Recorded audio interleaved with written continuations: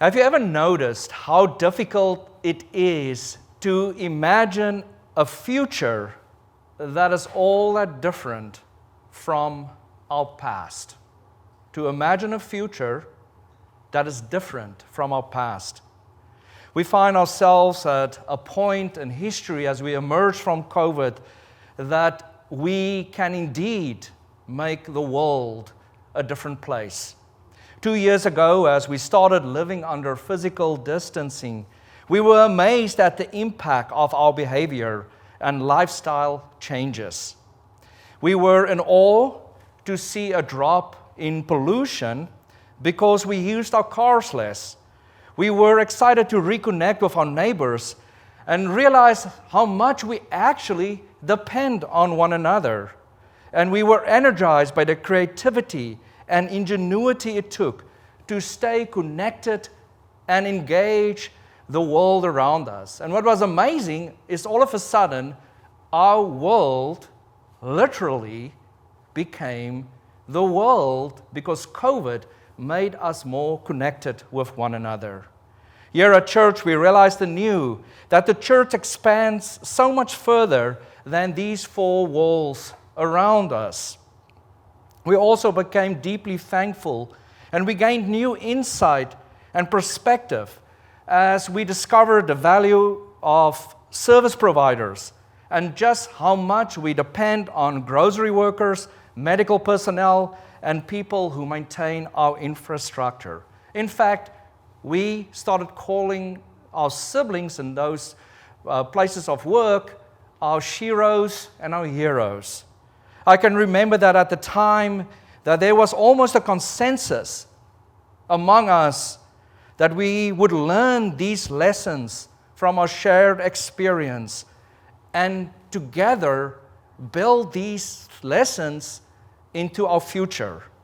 Now, as we are slowly emerging from COVID, it seems that we have forgotten some of these lessons that informed our kingdom-building efforts, so to speak. In fact, in many places, I find that the collective mood is low, fueled by frustration, impatience, and helplessness. Add to a low morale the current war in Ukraine, the very slowly emerging process from 4 years of Trump's presidency, and the frustration that some of the elements that came out during his presidency is still thriving among us.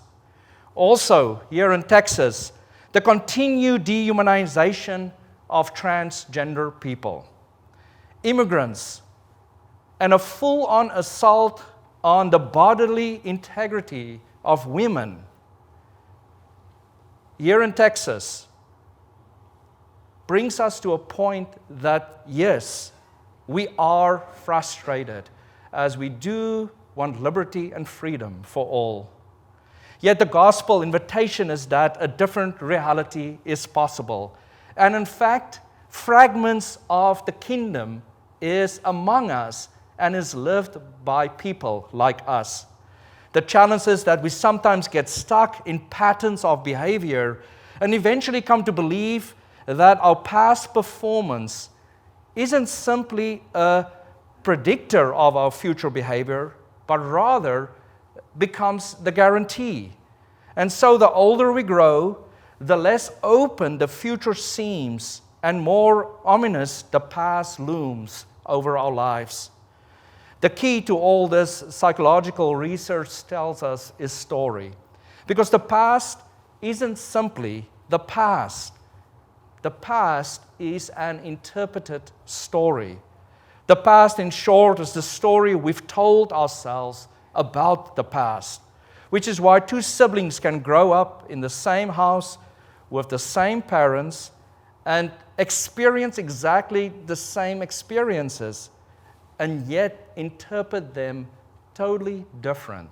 Isn't that amazing, sitting down with your siblings at our age and you share memories, and some of them have no recollection of the things you remember, and they remember stories that I don't remember. It is also amazing how we can grow up in the same house and we are family, and yet we can be so different. And that is interpreted story. Which is why, dear siblings, today's gospel reading matters. This woman without a name matters. This is not so much a story about all what went wrong this past week, but about what might go right this week to come. The story before us is not a story about what we lack, and I think this is so important. This is not a story about what we lack, but a story about what we've been given and who we are and the identities we are growing into. And this is not a story that exposes our problems or our shortcomings, but instead, this is a story that lifts us up and blesses us. Why? Because this is God's story. God's story that tells us again and again that we are loved. Each one in this sanctuary is loved. Never mind what the government of Texas tells us, we are loved. That we are precious, and that we, each one of us, has infinite value and worth in God's eyes. The story today of a woman who anoints Jesus with oil from an alabaster jar actually appears in all three the synoptic gospels, showing us that this is an important story and most probably a true story. In Luke, she is described as a sinner and anoint Jesus' feet instead of his head. But no matter the details, the story offers an important image of extravagant love for Jesus, with this woman offering what she have and giving it in abundance. The oil is expensive and could have been used sparingly, but this woman pours it out, all of it, on Jesus' head. And yet, as much as the story is extravagant, the story is costly. As I mentioned at the beginning of the worship service, the cross is looming. The small group of disciples, of Jesus' followers, are living in fear because empire is waiting with every step that Jesus is making to arrest him and to crucify him. And yet, this unnamed woman have the guts to take the oil, to challenge the patriarchy, and to pour it out on Jesus.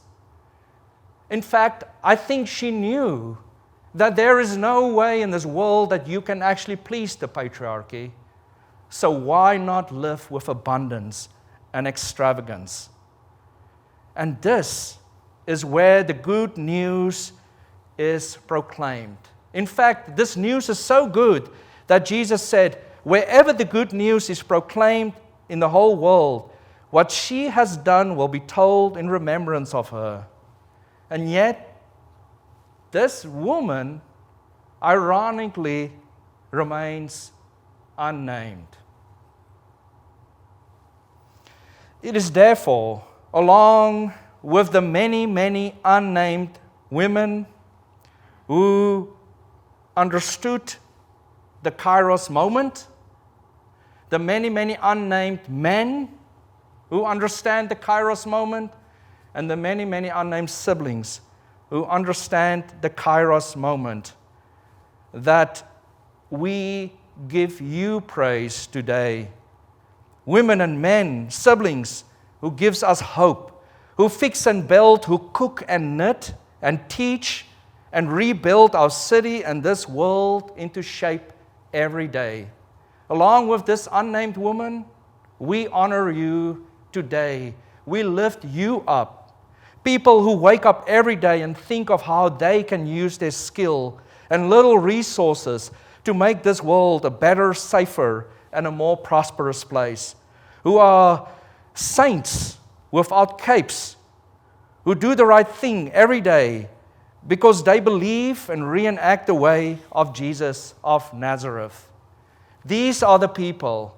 No, you are the people who understands the kairos, the importance of this hour for us to come together and claim our identity and claim the love of God and rebuild a new tomorrow.